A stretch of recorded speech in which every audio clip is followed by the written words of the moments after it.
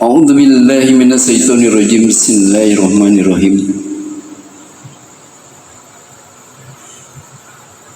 Assalamualaikum warahmatullahi wabarakatuh. Alhamdulillahi rabbil alamin. Wassalatu wassalamu ala rasulillahi wa ala alihi wa ashabihi wa man tabi'ahum bi ihsani ila yaumidin. Ashhadu an la ilaha illallah wahdahu la syarika lah wa ashhadu anna Muhammadan abduhu wa rasuluh. Ya ayyuhalladzina amanu qumu lillahi qanitin. Wa qala Rasulullah sallallahu alaihi wasallam, innahu la tatimmu sholata li ahadin minan nas hatta yatawadda'a wa yada'ul wudu'a mawadi'ahu summa yaqulu Allahu akbar. Ma'asyiral muslimin wa zumratul mu'minina rahimakumullah. Alhamdulillah, pada momen yang indah ini kita diberikan keleluasaan sehingga kita bisa melaksanakan thalabul ilmiyah. Karena ini adalah sesuatu yang semua hamba Allah mengharap diberikan ilmu agar kita dapat melakukan kegiatan-kegiatan apapun di buminya Allah Subhanahu wa Ta'ala ini adalah dengan dasar-dasar yang telah dicontohkan oleh Rasulullah Sallallahu Alaihi Wasallam.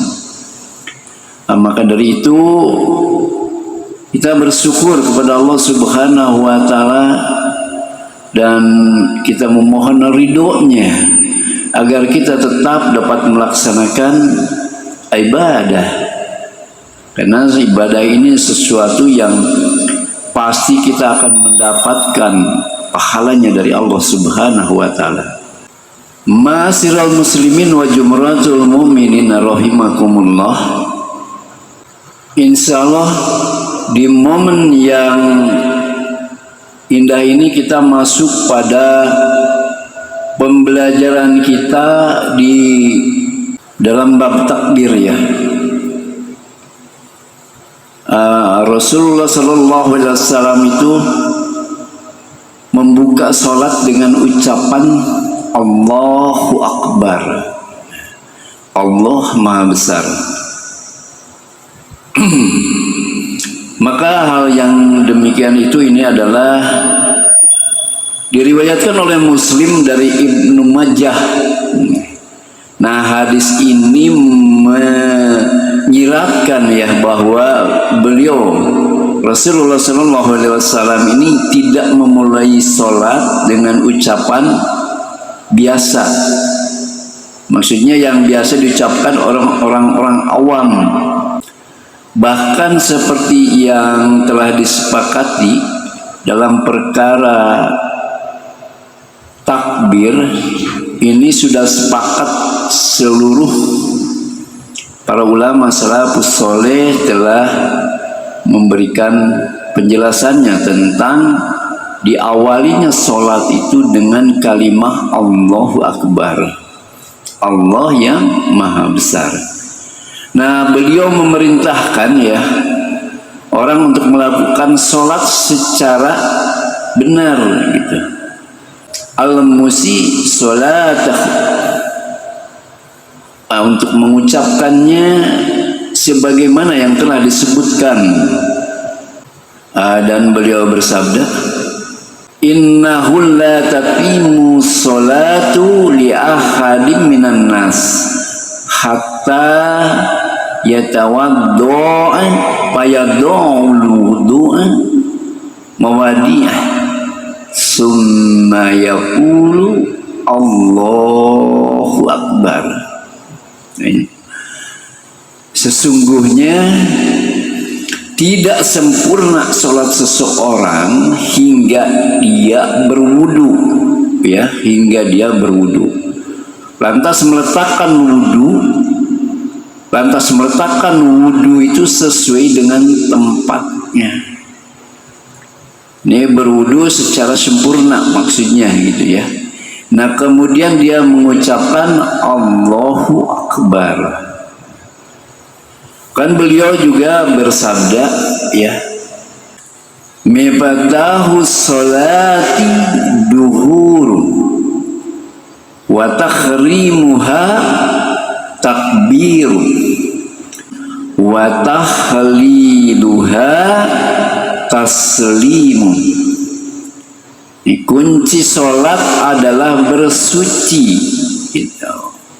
Tahrimnya adalah ucapan takbir dan tahlilnya adalah ucapan salam, gitu ya. Nah hadis ini diriwayatkan oleh At-Tirmidzi dengan sanad yang sahih tentunya ya.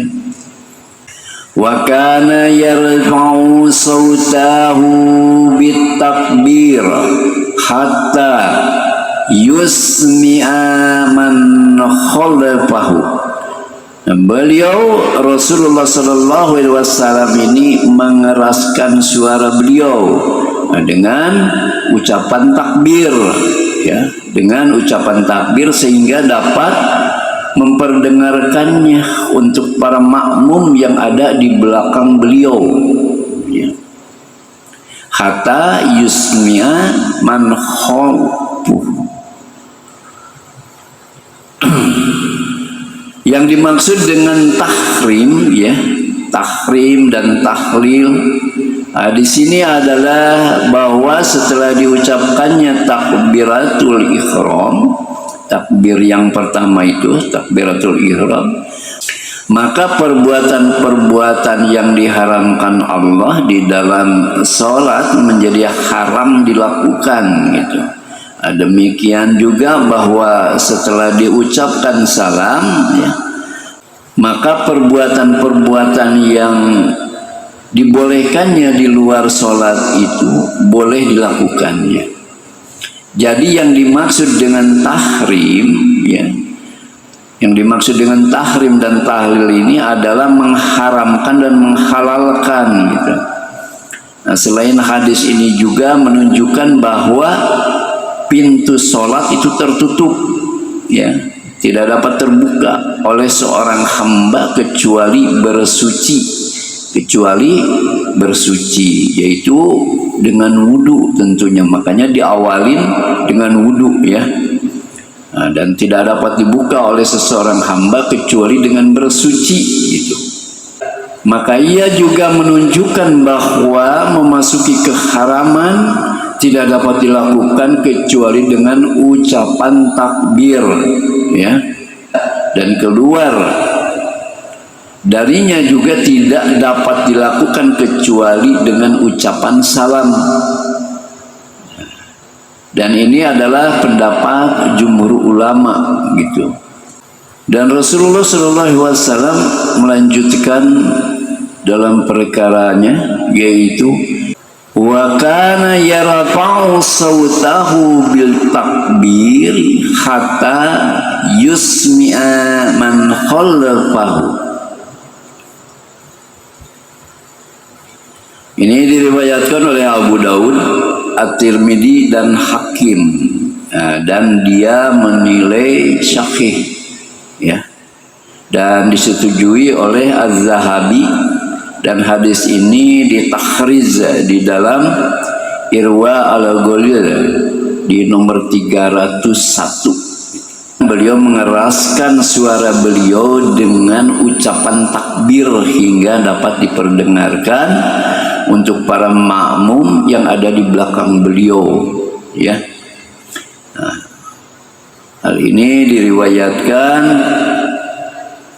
diriwayatkan oleh Ahmad dan Al-Hakim, dan ia menilai sahih serta disetujui oleh Az-Zahabi gitu. Ya, disetujui oleh Az-Zahabi. jika beliau sakit, ya, maksud di sini Rasulullah Shallallahu Alaihi Wasallam sakit, maka Abu Bakar radhiyallahu anhu mengeraskan suaranya, ya, untuk memperdengarkan takbir, ya, untuk memperdengarkan takbir Rasulullah gitu, yang bagi supaya makmum itu bisa mendengar. Maka kalau kita perhatikan, coba ketika seorang imam takbir, ya, itu ada yang mewakili, biasanya gitu kan, ada yang mewakili, kecuali memang kalau jamaahnya sedikit gitu, jamaahnya sedikit itu bisa langsung terdengar dengan makmum, tidak perlu ada wali di situ, tidak perlu ada yang mengeraskan suara gitu. Tetapi kalau memang makmumnya ini cukup banyak gitu kan, dikhawatirkan makmum yang ada di belakang itu tidak bisa mendengar, maka ketika Rasulullah SAW takbir, ya, Abu Bakar mengeraskan takbir, itu maksudnya. Hadis ini adalah diriwayatkan oleh Muslim dan An-Nasa'i, ya. Dan beliau juga bersabda, "Iza qala al-imam Allahu akbar faqulu Allahu akbar." Nah, jika imam mengucapkan Allahu akbar, maka ucapkan Allahu akbar, ya, jadi diikutin gitu. Ini diriwayatkan hadis ini oleh Ahmad dan Al-Baihaqi dengan sanad yang sahih. Itu bab takbir, ya, takbir. Jadi paham, ketika Rasulullah mengucapkan takbir maka diikuti takbir. Jadi tidak berbarengan takbir makmum dengan imam. Jadi setelah imam mengucapkan takbir maka makmum baru mengikutinya, gitu ya. Selesai imam mengucapkan takbir maka makmum mengikutinya. Tapi tadi dijelaskan di hadis yang di nomor 126 tadi dikatakan kalau seandainya dikhawatirkan makmum yang ada di belakang ini tidak bisa mendengar takbirnya Rasulullah, maka Sayyidina Abu Bakar radhiyallahu anhu itu mengeraskan, ya, mengeraskan suara. Nah, supaya makmum yang tidak bisa mendengar itu dia mendengar kalau sholat sudah dimulai. Itunya kan dikatakan tadi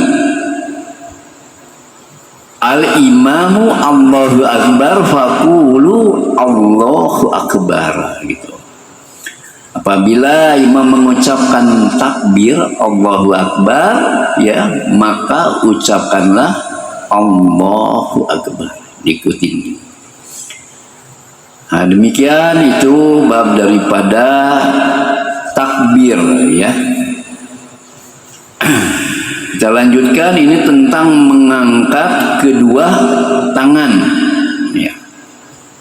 Nah, beliau Rasulullah Shallallahu Alaihi Wasallam terkadang mengangkat kedua tangan beliau itu bersamaan dengan takbir, ya. Allahu akbar. Nah, jadi bersamaan antara ucapan takbir dengan mengangkat kedua tangan beliau. Nah, hadis ini diriwayatkan oleh Al-Bukhari dan An-Nasa'i, ya. Bukhari dan Nasa'i. Jadi berbarengan antara ucapan takbir dan gerakan tangan diangkat. Terkadang setelah takbir dan terkadang pula sebelumnya, ya. Jadi terkadang Rasulullah berbarengan Allahu akbar, ya, dengan takbir. Tapi terkadang juga Rasulullah mengangkat tangan setelahnya. Jadi Allahu akbar, nah, gitu ya. Dan kadang sebelumnya, ya, Allahu akbar. Nah, jadi tiga perkara ini adalah sunnah daripada Rasulullah Shallallahu Alaihi Wasallam. Karena ini dijelaskan ya, diriwayatkan oleh Muslim dan An-Nasai, ya, terus diriwayatkan oleh Ahmad dan Al-Baihaqi dengan sanad yang sahih, juga diriwayatkan oleh Bukhari dan An-Nasai. Jadi 3 perkara itu diperbolehkan ya. Jadi boleh berbarengan mengangkat tangan ya. Rasulullah itu pernah mengangkat tangan berbarengan takbirnya dengan Rasulullah itu pernah takbir dengan berbarengannya dengan mengangkat tangan, kedua tangan. Tapi pernah juga Rasulullah takbirnya itu duluan baru mengangkat tangan. Dan pernah juga beliau mengangkat tangan dulu baru takbir. Jadi 3 perkara ini diperbolehkan karena memang ada contohnya dari Rasulullah Shallallahu Alaihi Wasallam. Nah, beliau mengangkat keduanya dengan jari jemari direntangkan ya. Jari jemari direntangkan, jadi bukannya begini, bukan Allahu Akbar gitu kan, direntangkan jari jemarinya. Ya. Tidak juga begini terlalu terbuka, tetapi dia membuka sedikit, insya Allah. Allahu Akbar ya. Jadi direntangkan jari jemarinya ini. Jadi Rasulullah itu merenggangkan antara jari jemarinya ya, dan tidak mengepalkannya gitu. Ini pada hadis diriwayatkan oleh Abu Daud, Ibnu Huzaimah ya, dan Tamam Ar-Razi ya, Al-Hakim, dan dia menilai sahih serta disetujui oleh Az-Zahabi itu. Beliau juga mengangkat kedua tangan dengan sejajar dengan kedua pundak, sejajar dengan kedua pundak. Jadi antara bahunya beliau dengan tangan ini sejajar ya, ada yang di sini ya, atau juga agak keluar sedikit ya, sejajar antara pundak beliau dengan tangan. Diriwayatkan oleh Baihaqi dan An-Nasai, terkadang mengangkat keduanya ya, terkadang mengangkat keduanya hingga sejajar dengan daun telinga, dan kadang beliau mengangkatnya dengan sejajar dengan daun telinga. Ini kan kuping nih. Jadi ada ulama yang mengatakan bahwa daun telinga di sini boleh di bawah di sini sejajar, atau memang sejajar sekali di atas sini. Jadi intinya mendekati telinga. Kalau yang pertama tadi kan sejajar dengan bahu ya. Nah, seperti ini sejajar dengan pundak. Nah, Rasulullah juga pernah melaksanakan takbir tangannya mendekati telinga gitu ya. Jadi sejajar telinga ya, sejajar itu bisa di ujung telinga di sini ya, ini, atau juga di bawah sini ya.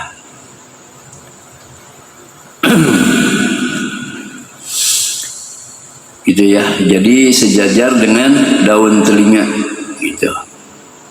Nah, hadis ini diriwayatkan oleh Al-Baihaqi dan Abu Daud. Yaitu perkara untuk mengangkat kedua tangan ya, perkara tangan. Adapun perintah meletakkan tangan kanan di atas tangan kiri, nah ini ketika sedekap nih, ini perintah meletakkan tangan kanan pada tangan kiri ya, ketika bersedekap setelah takbir. Maka beliau Shallallahu Alaihi Wasallam meletakkan tangan kanan beliau ini di atas tangan kiri beliau, ya, dan beliau bersabda, Inna ma'assaral anbiya'i umirna bita'ziri fitrina wa takhiri syakurina wa anna doa aimanana ala samailina fi sholah. Kami para nabi diperintahkan agar menyegerakan berbuka puasa, mengakhirkan makan syahur, dan meletakkan tangan kanan kami di atas tangan kiri, itu bersedekah ya di dalam sholat. Nah, hadis ini diriwayatkan oleh Ibnu Hibban dan Ad-Diyah dengan sanad yang sahih. Dan beliau pernah melewati seorang laki-laki yang pada saat sholat meletakkan tangan kirinya di atas tangan kanannya, ya, jadi terbalik. Maka beliau Shallallahu Alaihi Wasallam melepaskan tangan kiri orang tersebut, lalu meletakkan tangan kanannya di atas tangan kirinya.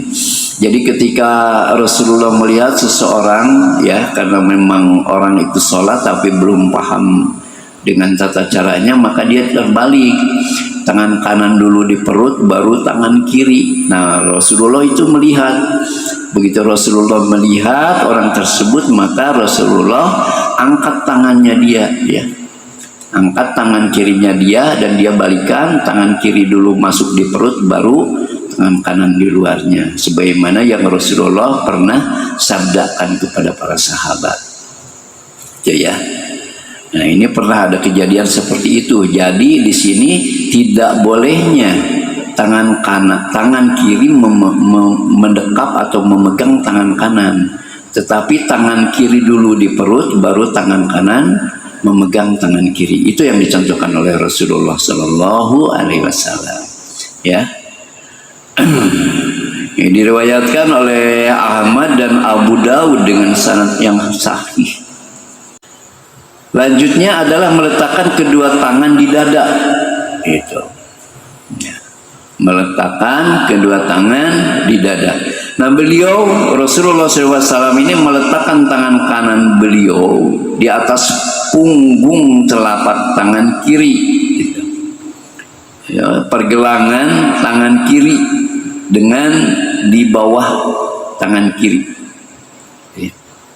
Di pergelangan tangan kiri, ya, pergelangan tangan kiri dengan bawah kiri, ya.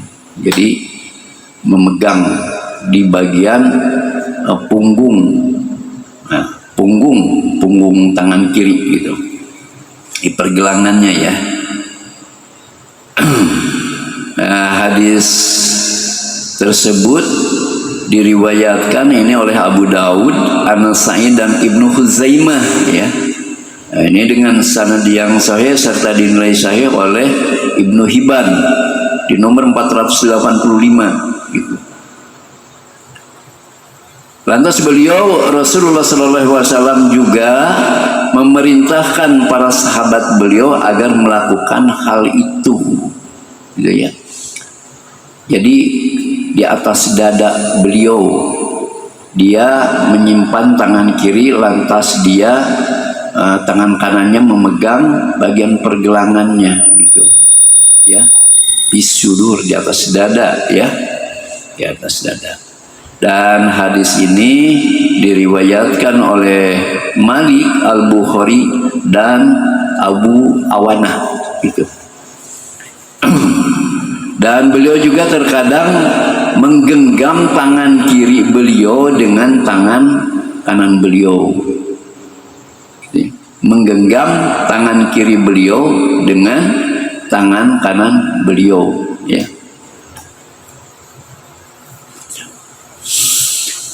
Beliau meletakkan kedua tangan beliau di dada, jadi bukan di perut, ya. Kalau kita berpatokan dengan hadis ini, beliau meletakkan kedua tangan beliau itu di dada, gitu, di dada. Nah, ini diriwayatkan oleh Abu Daud, ya. Diriwayatkan oleh Abu Daud,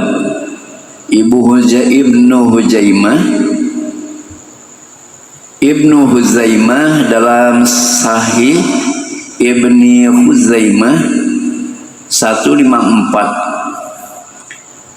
Ahmad dan Abu Asy'akh di dalam Tarik Asbahan di halaman 125. Nah, salah satu sanadnya dinilai hasan oleh At-Tirmizi dan semakna dengannya terdapat di dalam Al-Muwatta.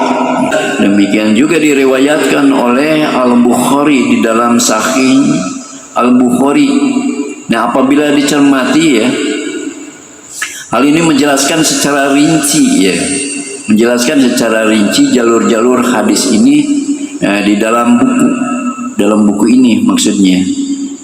Jadi perkara meletakkan kedua tangan ini adalah yang disebutkan ya secara sahih di dalam sunnahnya, sedangkan hadis yang menyebutkan cara lain bisa jadi derajatnya dhaif gitu, atau tidak memiliki dasar sama sekali. Nah, sunnah ini telah diamalkan oleh Imam Ishaq bin Rawahai Al-Marwazi berkata di dalam kitab Al-Masyail di halaman 222 ya, Ishaq pernah sholat witir bersama kami. Nah, ia mengangkat kedua tangannya ketika kunut gitu ya, berkunut sebelum ruku dan meletakkan kedua tangannya atau di bawah kedua buah tangan. Nah, perkataan serupa juga dinukil dari Al-Qadi Iyad Al-Maliki di dalam pembahasannya tentang mustahabbat as-sholah di dalam kitabnya Al-I'lam gitu. Nah, beliau Rasulullah Shallallahu Alaihi Wasallam itu melarang bertolak pinggang atau ihtisyar gitu ya. Ihtisyar ini dilarang oleh Rasulullah SAW di dalam sholat ya. Yaitu seperti bentuk penyaliban yang dulu pernah dilarang oleh beliau. Jadi larangan di dalam pelaksanaan sholat itu dilarang untuk bertolak pinggang ya, atau ihtisyar, bertolak pinggang gitu. Ini tidak ada sunahnya ya. Jadi bertolak belakang sekali dengan apa yang diajarkan oleh Rasulullah dan dilaksanakan oleh Rasulullah dan diajarkan kepada para sahabat. Jadi karena perkara ihtisyar ini adalah seperti dilakukan oleh agama-agama di luar sana tentang penyaliban gitu. Nah, sehingga ya dulu itu dilarang oleh Rasulullah untuk bertolak pinggang ketika melaksanakan sholat. Terus melihat ke tempat sujud dan khusyuk di dalam sholat. Nah, jika sholat beliau Rasulullah SAW ini menundukkan kepala beliau ya, mengarah kepada pandangan beliau ke tanah ya, atau ke sajadah gitu. Hadis ini diriwayatkan oleh Al-Baihaqi dan Hakim. Ia menilainya sahih dan memang seperti penilaiannya bahwa hadis ini, hadis yang pertama diperkuat oleh riwayat pendukung ya, syahid dari hadis yang diriwayatkan oleh 10 orang sahabat beliau. Nah, bagaimana diriwayatkan oleh Ibnu Asakir di dalam Ihwa Al-Ghalil nomor 354. Ketika masuk Ka'bah, pandangan beliau tidak meninggalkan tempat sujud beliau hingga keluar darinya. Maksudnya dari pandangan dia melihat ke tanah gitu ya. Sehingga beliau bersabda, la yambagi ayyakuna fil baiti syai'un yasghalul musalli. Tidak sepantasnya ada sesuatu di dalam bait, dalam Ka'bah ya, yang mengusik, menyibukkan hati, maksudnya gitu kan.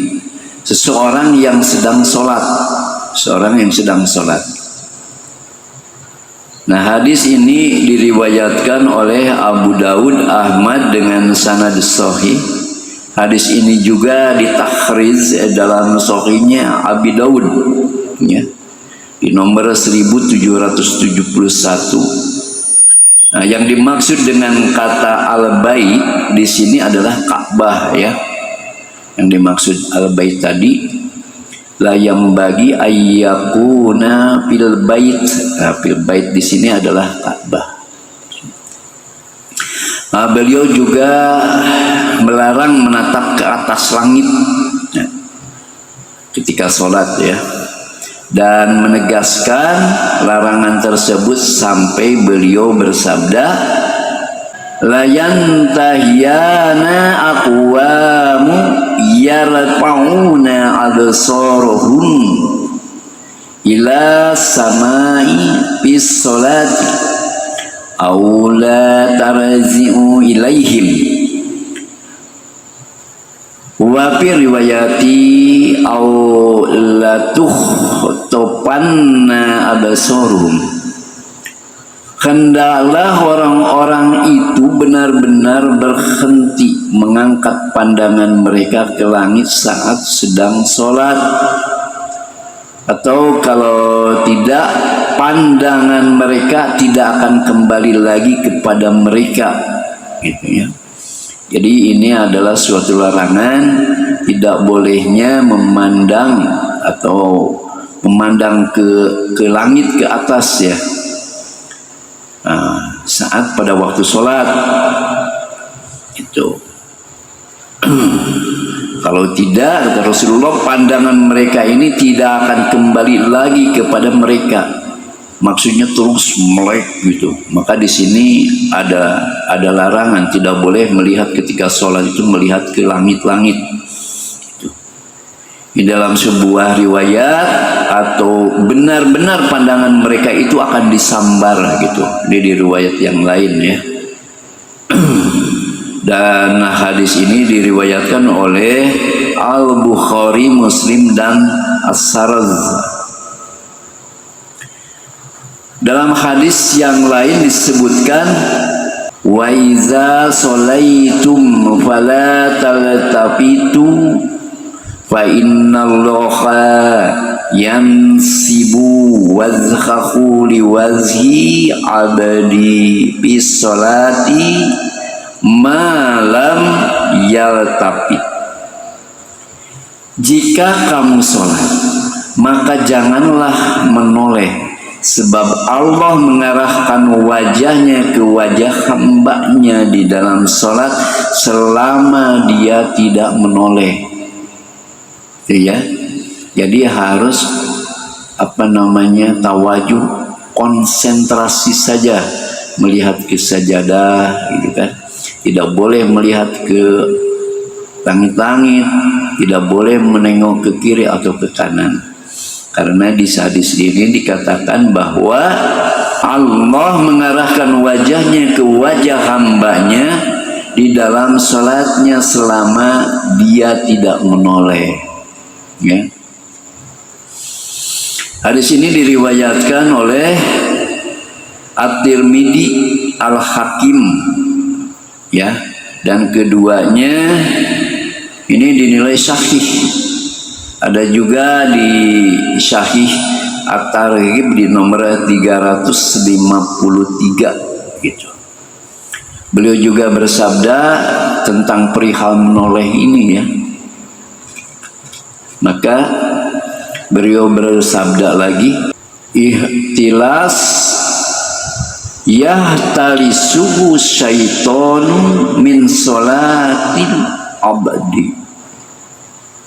Itu adalah pencurian secara cepat yang dilakukan oleh setan, nah, terhadap sholat seorang hamba, iya. Nah, di sini diriwayatkan oleh Abu Daud dan yang lainnya Ibnu Huzaimah dan Ibnu Hibban menilai sahih.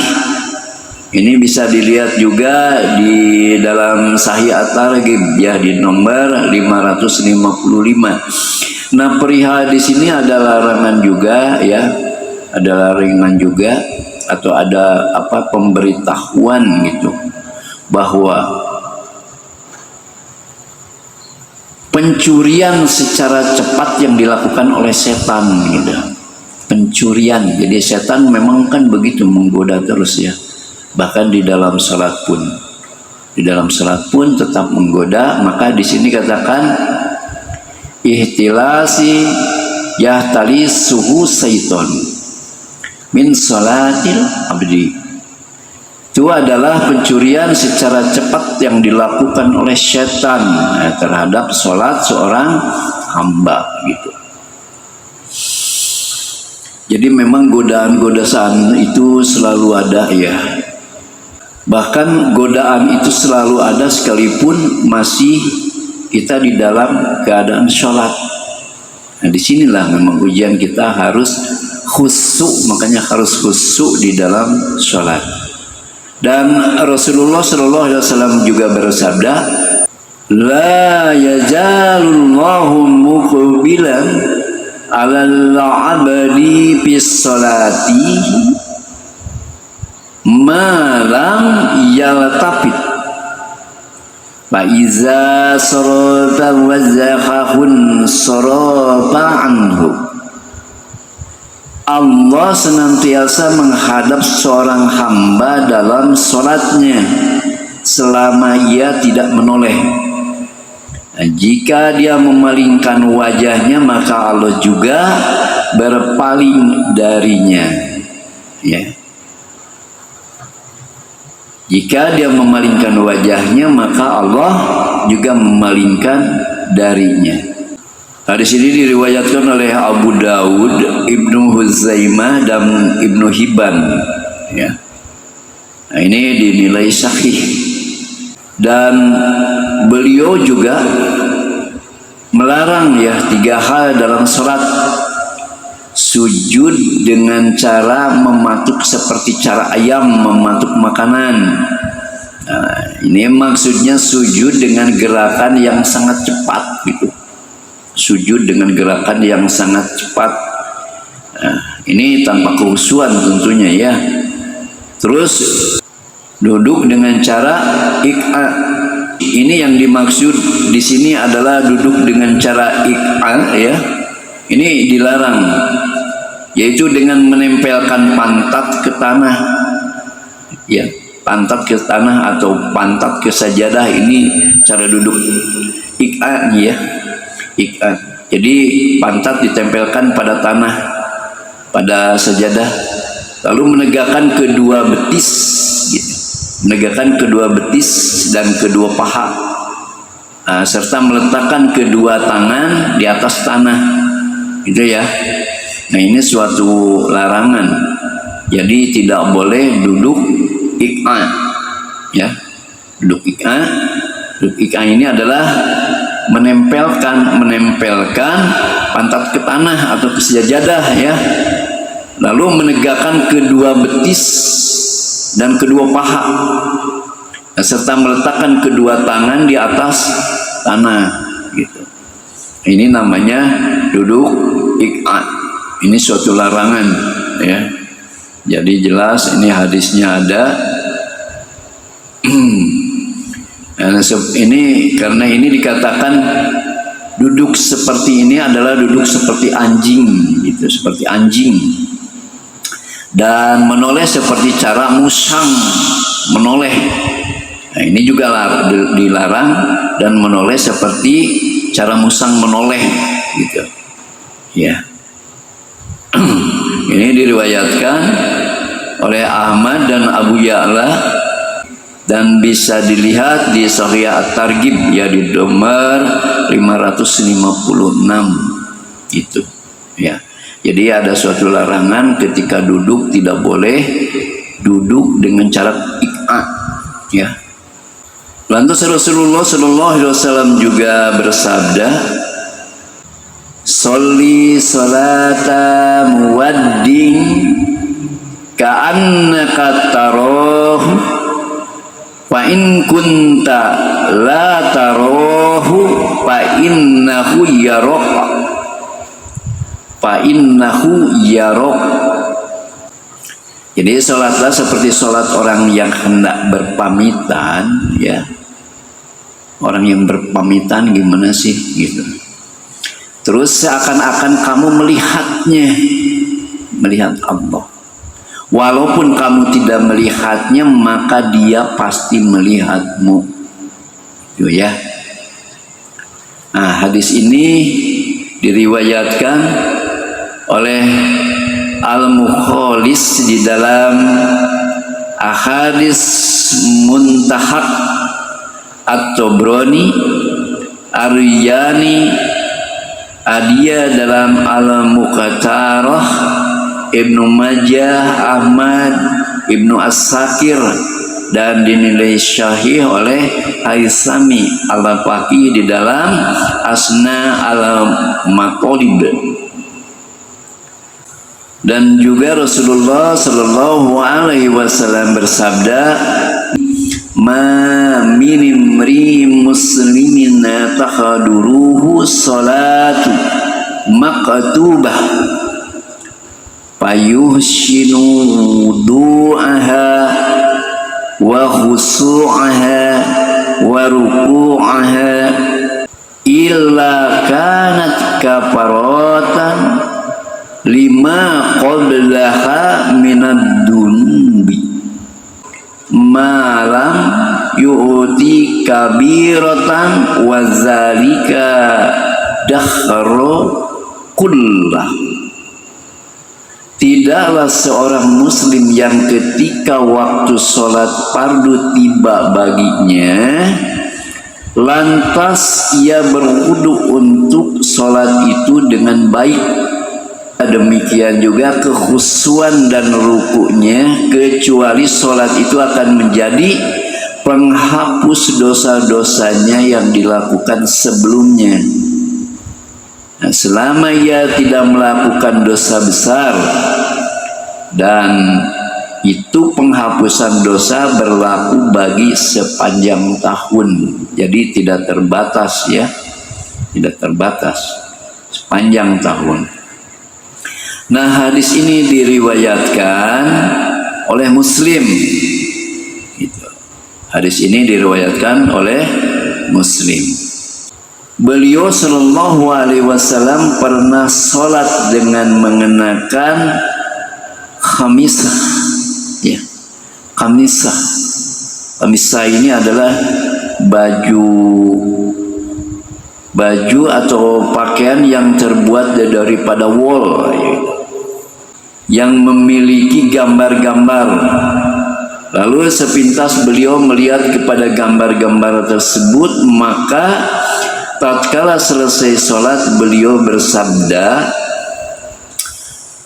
pergilah bawa komisah ini kepada Abu Zam, lalu bawalah kepadaku ambijamiyahnya, yaitu pakaian yang terbuat dari bahan yang kasar tanpa gambar, gitu ya.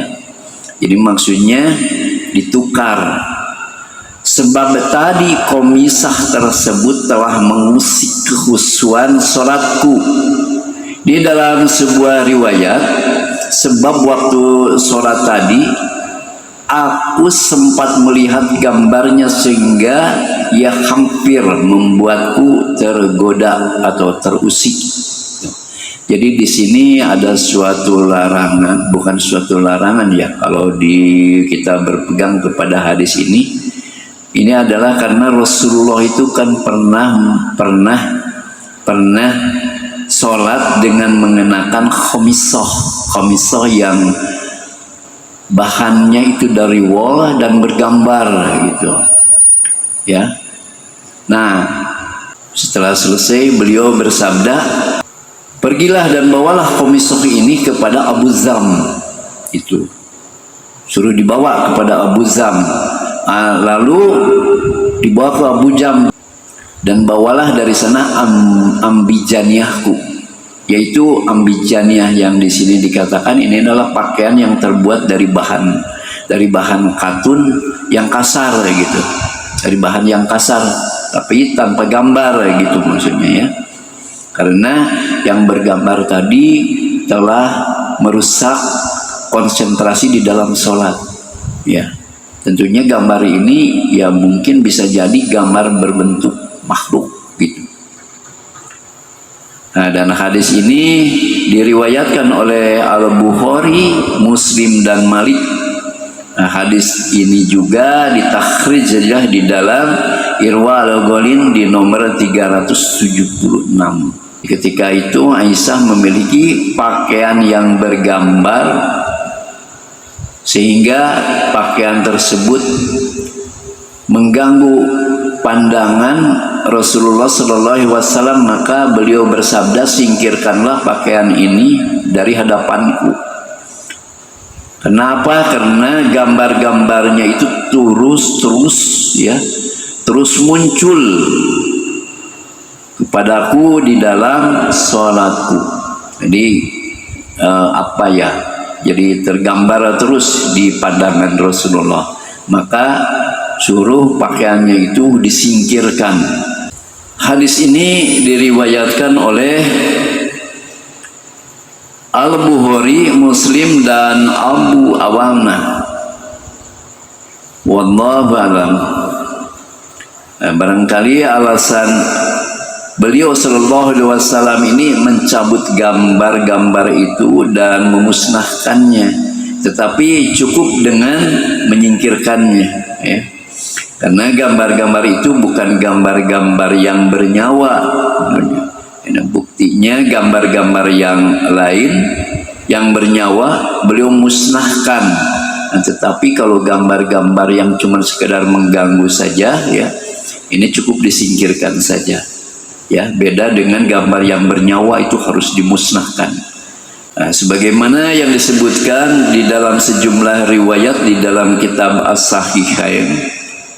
Bagi yang ingin lebih memperdalam mengenai hal ini ya, silakan bisa merujuk kepada Fathul Bari ya, di halaman 321 dan Goyah Al-Maron fi Takhriz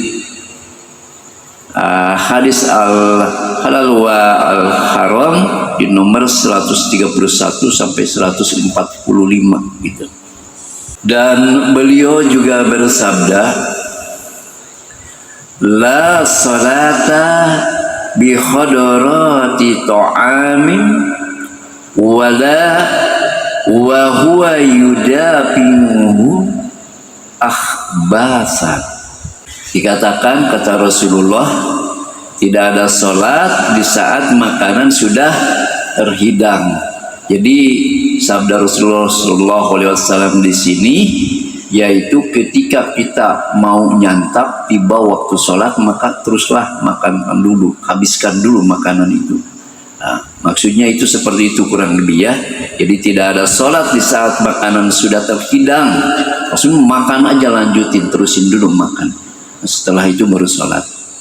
Nah, juga pada saat seseorang menahan buang air kencing, air kecil atau besar. Jadi ketika kita mau sholat tapi pengen kencing atau buang air kecil, maka lakukan dulu yang itu, utamakan dulu, karena dikhawatirkan ketika nanti sholat berdiri ya dilaksanakan tambah tidak tahan lagi untuk menahan buang air gitu. Maka Rasulullah menganjurkan ketika seseorang mau sholat terus tiba-tiba merasa pengen kencing gitu atau buang air besar, maka lakukan dulu hal yang demikian baru sholat ya. Insya Allah itu mungkin yang sama-sama kita pelajari di saat ini. Mudah-mudahan ilmu yang kita pelajari di momen yang sekarang ini bisa bermanfaat untuk kita semua ya, terlebih dalam perkara-perkara sholat ya, mulai dari tadi kita awal ketika takbir ya, Ya, takbir, mengangkat tangan, ruku, sujud gitu. Terus duduk hingga terakhir yang kita pelajari yaitu tentang bagaimana keadaan berpakaian. Juga Rasulullah menjawab komiso. Terus larangan-larangan, ya, larangan-larangan di dalam sholat dengan dilarang mempergunakan pakaian-pakaian yang tidak sepantasnya gitu. Juga di sini disampaikan yang terakhir, la sholata bi khadarati ta'am, gitu, ta'am wala wa huwa yudafi'uhul ahbasan. Jadi ketika memang ada hidangan, maka lakukan dulu santap makanan, ya, kalau memang sudah siap. Atau juga ketika mau buang air atau sudah berasa pengen buang air, maka lakukan dulu, baru setelah itu sholat. Insya Allah itu yang kita sama-sama pelajari, mudah-mudahan bermanfaat untuk kita semua. Kita ambil ibrohnya, kita ambil ilmunya, dan mudah-mudahan kita diberikan oleh Allah Subhanahu wa Ta'ala, ya, kemampuan untuk melaksanakan apa-apa yang diperintahkan Allah dan berusaha meninggalkan hal-hal yang tidak dicontohkan oleh Rasulullah SAW dalam perkara-perkara sholat. Insya Allah nanti di momen yang lain kita masuk kepada hal-hal yang lainnya, termasuk pada doa-doa, istilah doa dan yang lain. Demikian yang bisa sampaikan. Wabillahi taufiq wal hidayah. Wassalamualaikum warahmatullahi wabarakatuh.